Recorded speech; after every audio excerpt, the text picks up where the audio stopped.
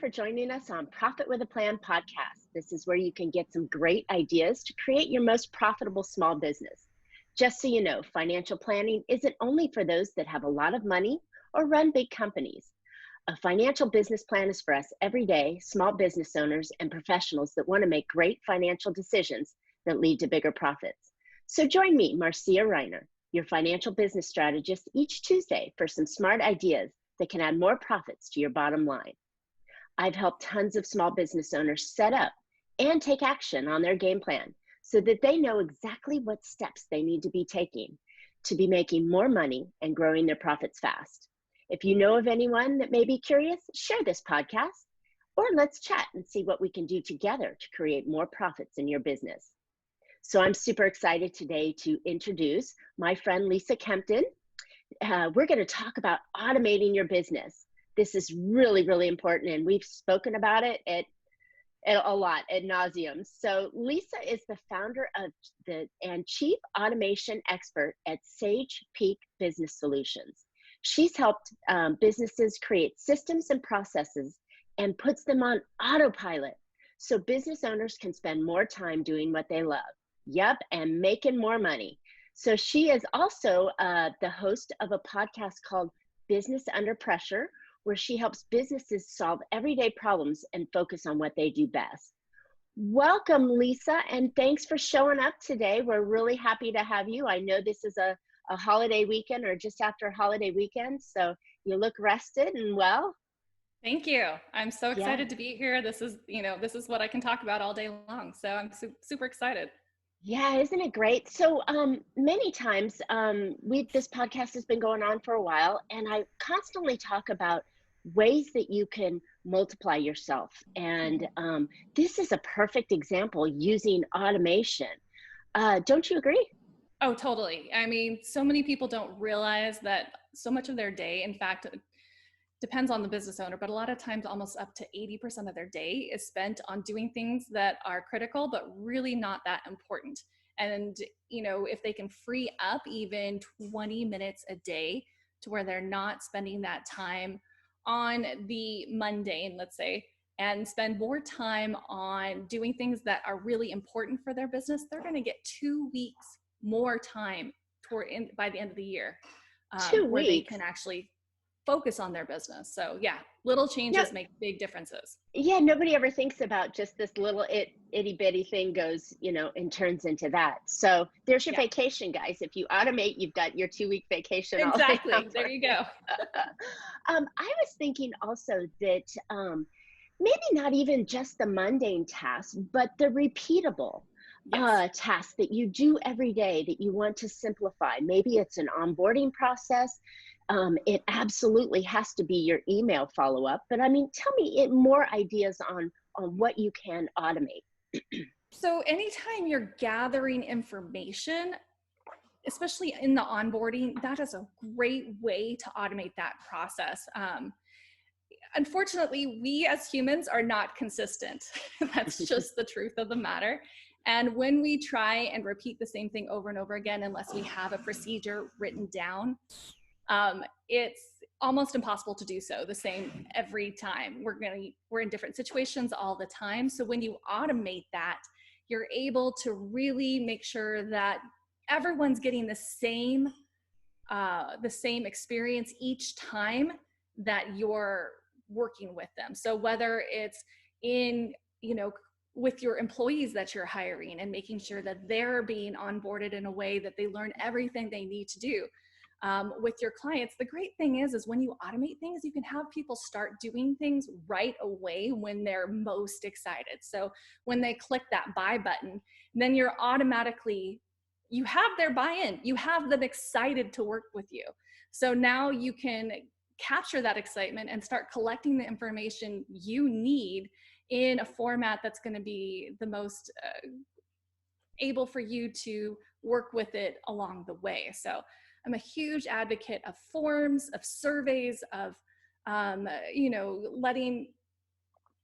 breaking things down into very bite-sized chunks so that people know exactly what's expected of them. Because most of the time, if they know exactly what's expected of them, they live up to those expectations. Love it, love it. It also makes sense that it would give you some sort of a quality check on the deliverables that you're delivering. It So totally. if you have something that you've created that goes and it has a repeatable process and you know that it's going to be the same way every time, then your quality of what you're delivering, the way that you're saying it, the action step that you're asking them to do is the same every time. And then Yeah, you can also, I think, through that automation, you could also start testing things and seeing if it is working. You know, what if you exactly. said it this way and tried it the same way? And it's not the variance of us humans who don't do things the same way every time. I love that idea. I Yeah. love it. I love it. So, Well, yeah. go ahead. No, I was just going to say the other thing too is you can focus then on your raving fans, your best clients, the ones that just love you. You can really talk about like why they love you so much, and you can create that system over and over again to make more of those raving fans, those ideal clients. Because people don't, it doesn't just happen, right? There's a process to it. You just don't often understand it. So once you understand the reasoning behind it, why they love you so much, then you could repeat it. Ah, nice, nice. Automation, automation. So let's think about. So we talked a lot about our clients that we're automating in there, and you also hit on a small portion of hiring and Yeah. using the automation with hiring. One of the things that I think is super important is creating those processes and those systems, and using it when you're hiring someone seems like it would save a tremendous amount of training. Don't you agree? It really does. So with hiring, there's so much busy work that has to happen. There's forms that have to be filled out. There's trainings that have to be done, all of this type of thing. The vast majority of this you can actually automate to the point where people can do it at home. They don't have to Mm. come in and sit in front of a computer screen and watch, you know, 10 hours of trainings or whatever you have.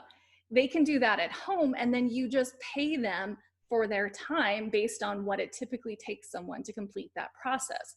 So the great thing is they're motivated to get it done.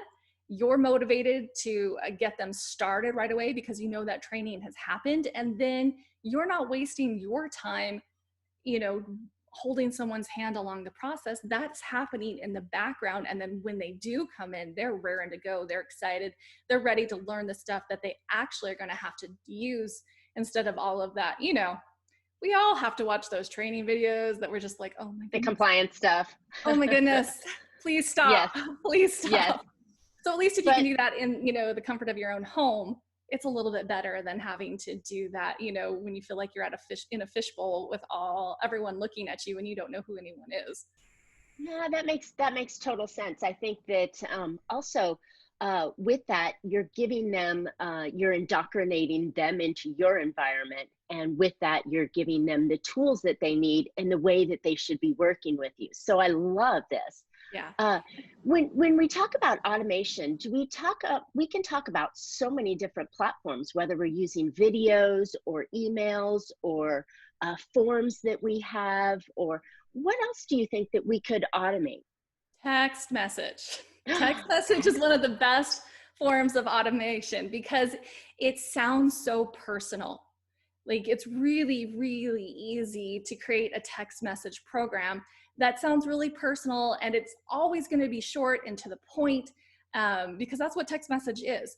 And people always have their phones with them too. So, you know, I was working with a transportation company, and we automated to, you know, like if they even had an accident, all they had to do was text accident to a certain phone number, and someone within the company got a phone call saying so-and-so was in an accident, along with a text message, along with a press 1 to be connected with this person. You know, there's so much that you can do through text message nowadays. And everyone always has their phone with them. So if you have a coupon and it's through a text message, they're going to have it with them. If they have, you know, if they want to be able to get a hold of your restaurant to see what your menu is, and they text menu to your phone number and they get a copy of that sent to them, you know, like that's just convenient. Everything about text message really lends itself to automation so well. So I I love never text. even thought of text messages. And I'm doing them all the time. Yeah. All the time. I'm running messages, and I never really thought that businesses could use that. What a Yeah. great idea. And it's just such a great way to follow back up with people, you know, hey, what did you think of this product? How did it work for you? You know, and people are so much more likely to respond to a text than an email. Isn't that funny? Yeah. That's funny. Okay, so with automation now going forward, I believe that automation, the number one reason for automation, besides the quality control and the system check, the other automation benefit is that it's allowing you to free up time Mhm. for you to be able to do the more important money making things Yeah. in your business. Don't you agree on that? Totally. I mean, you have your zone of genius, right? The things that Right. you can do and only you can do within your business. Like right about 70% of the time, business owners aren't working in their zone of genius. They're just doing the Sure. other stuff. And Stuff that they so, have to, or yeah, stuff that they they're shouldn't working, be doing. yeah, working in their business instead of on their business. So, Mhm. you know, if they can actually work on their business, doing those things that set them apart, making those relationships, doing the things that only they can do, Mhm. then, you know, they're so much better off in growing their business. So many businesses are kind of stuck, they plateau because they can only take on a certain amount of work, because that's all they Right. have time for, because they're doing everything else. So if you can increase that amount of time where you can be the one running the ship and doing, you know, doing all the things that you need to do, then it just works so much better for your business and you're happier. Most people don't Ah, go into business to be able to, you know, do paperwork. you're so true. And I think that's the stress is that we add all these things, and as small business owners or entrepreneurs, we're wearing a dozen different hats and trying to do it all. I think that with the automation, maybe people don't know how or what they Mhm. should do. But I think we talked a lot about the examples that they have. And in putting this in perspective, it is a little bit of upfront work that you have to do to create the systems and to get it automated. But once it's done, you just freed up 2+ weeks of your life or more, and even more hours in the day to go after that. And then that's where I think your profits are going to increase. Oh, definitely. And it's so funny because I just was on a call with someone and he found down deep in my website a form that I had for something that I kind of had hidden because I Mhm. wasn't sure exactly what I wanted to do with that process. So and he found it and he filled it out this morning. And he was like, so I filled this out and then nothing happened. And I was like, yeah, Oh, that's not automated yet. that's And funny. but you know, that's kind of the expectation nowadays, is that when some, you know, like one thing leads to a certain response within your company. So I think that the more that we think about that, like the user's experience and what their kind of expectations are, and we can meet that and even exceed that through communication, um, that's how we get happy customers. I love it. I love it. So, share with us some of the tools that you use in different forms of the automation. So the main tool that I love is Zapier. And before I use a different tool, is I see how well it integrates with Zapier. So like, I won't go into names, but you know the project management software and stuff like that. Hmm. There's one that I will not use because I really dislike it, how it integrates with Zapier. And so like I all day long will say Trello, Trello, Trello, click up if you don't like Trello, but Trello, Trello, Trello, you can do so much. And in my line of work, yes, I can typically make workarounds for almost anything, but that's just a whole lot more time and effort. And then you Like get paid. recreate the wheels, right? Yeah, there's that, but also you're paying for every task that happens. And it's just a little bit, but every time something has to trigger for something else to trigger to something else to trigger, you pay for that. So when Mm. things integrate nicely, then that's a whole lot less cost for you, for your customers, and that type of thing. So I really like to look at how well certain softwares integrate with Zapier, and then how well they just integrate with some of the bigger platforms out there like Google Suites, different form builders or different things like that. Because if they have a built-in integration, then you don't have to use a third party to make something happen. So that just takes a step or two or three out of the process. It makes it a whole lot easier for you, and you don't have to pay for it. Okay. So tell me what Zapier does. So Zapier is kind of like a communication between two different software. So if you have a form builder and then you have an email and you want, you know, the information from that form to go into a certain email or CRM or something like that, Zapier is how communication gets, or how information gets from one thing to another thing. It's kind of like the bridge between them. Bridge. So that Love is it. yeah. So that's the main tool that I use. There's other ones that are more expensive than Zapier. And I mean, they're getting better and they have a lot more integrations that are happening, but Zapier was the first. I mean, okay, well, technically the first on the block was if this, then that, IFTTT. But that one's more kind of like goofy. Like, right. Like That's JOS versus Microsoft, right? You know, you've got one version versus the other one. So it's nice to so have that one, it was geared more towards consumers. So like, you get sent the weather to your email every day type of thing. Like little stuff that at the time was great, but now it's kind of like outdated and stuff like that. So it's still fun. You can still find some pretty fun little things to do there, but you're doing more of the work to create those fun things. Yeah. Okay. So then now we have to have the system that will take it from here and put it over to there. So a communication bridge. I love that. You also mentioned we need a forms, some sort of form setup.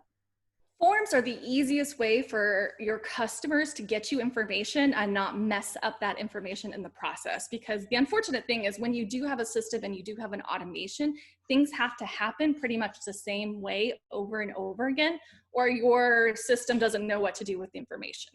Right. So a form is a really great way for multiple reasons.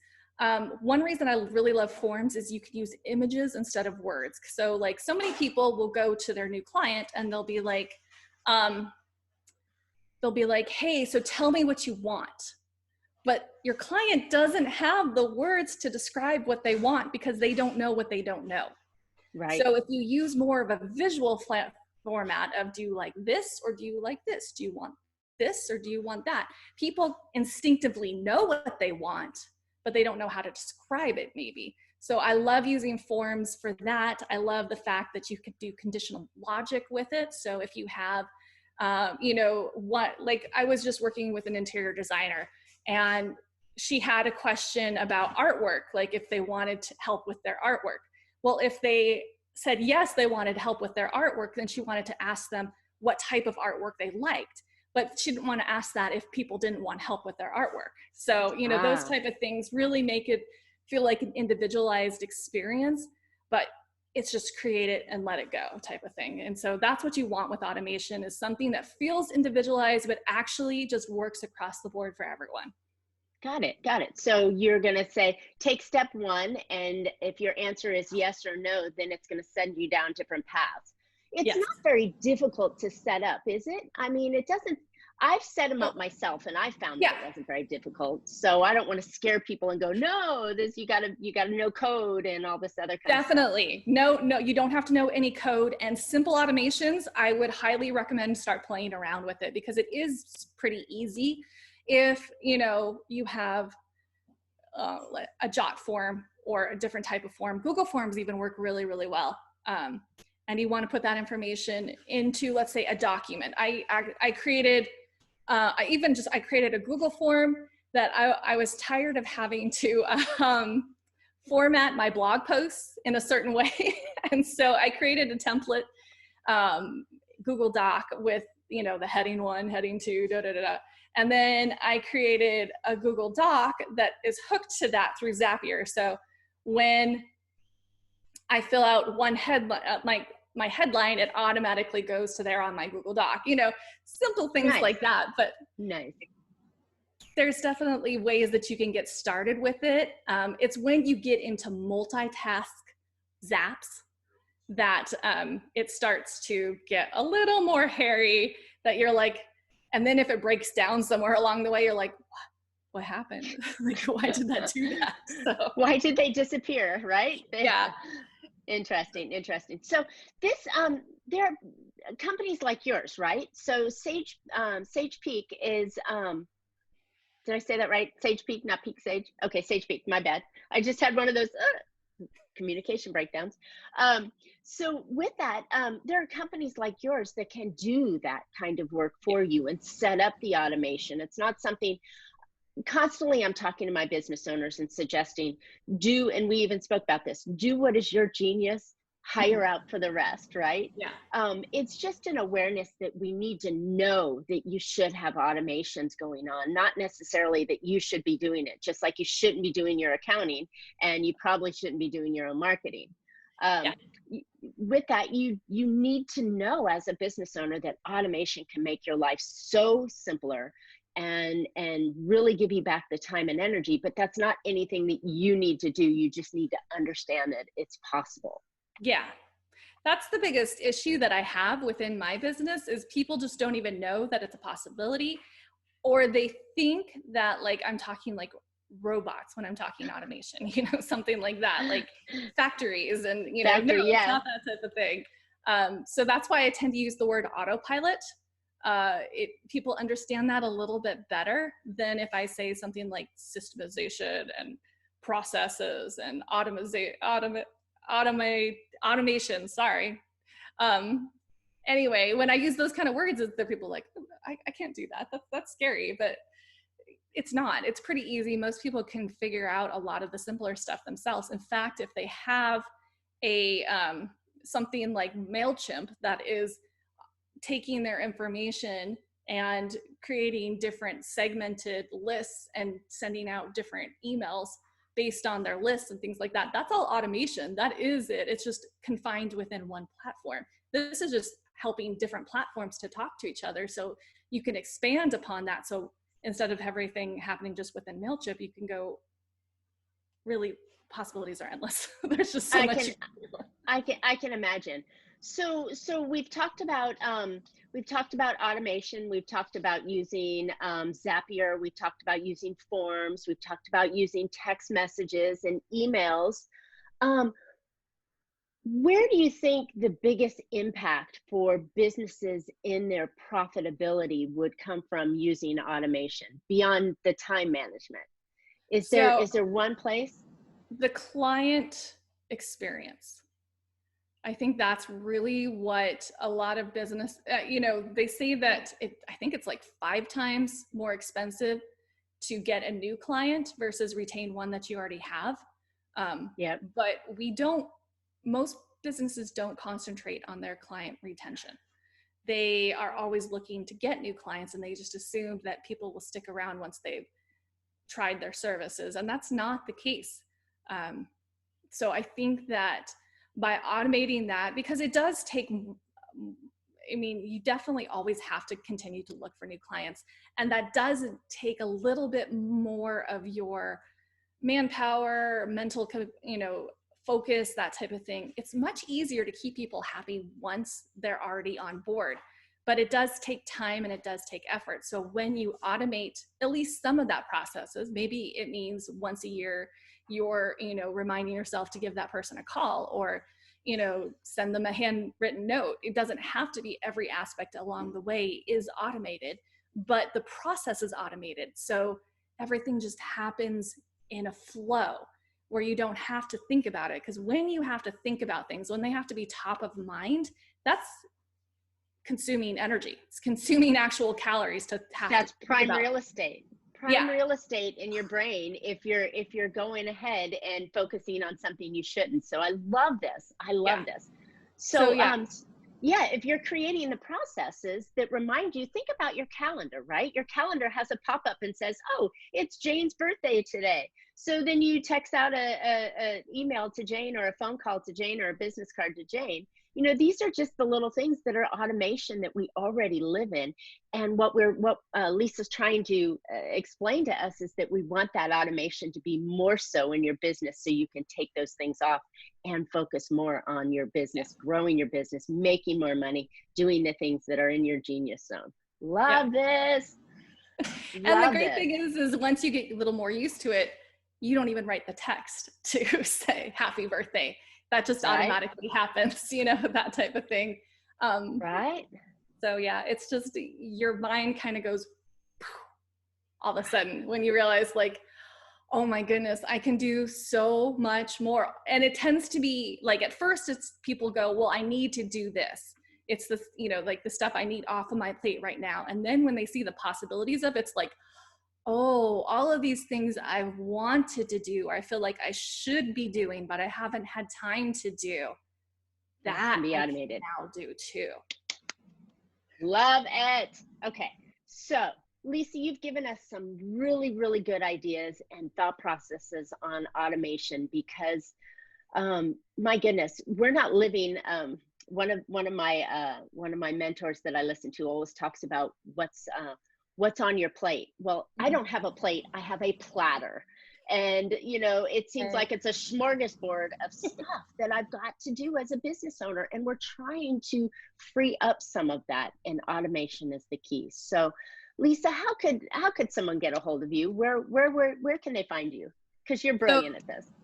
So sage-peak is .com is my website. So hello@sage.peak.com, you're going to get to me. I have my own podcast. It's Business Under Pressure. So if you want to hear, like, this is the type of stuff I talk to I bring to business owners all the time, is actionable ideas that they can institute in their business for those little everyday tasks that they have to do. And sometimes I even have my former clients on, and we'll talk about what we did for their automations to give people an idea of different industries and what things they can do. But also, on my website, there's people have the ability to book a free consultation, and I'll give them some great ideas for free of what they can do in their own business to automate things and to make it a little bit easier. Love it. So I love the ideas. I love the automation. I'm using the word love a lot because this is a huge passion, and I think it's so, so, so important to have in your business. So thank you, Lisa. I appreciate you coming on the podcast. And listeners, I hope you found an idea or two that you can put into your business that will help you make more control over your money and be more profitable. If you'd like to know specifically how to increase your own profits in your business, let's chat. My contact information will be in the podcast.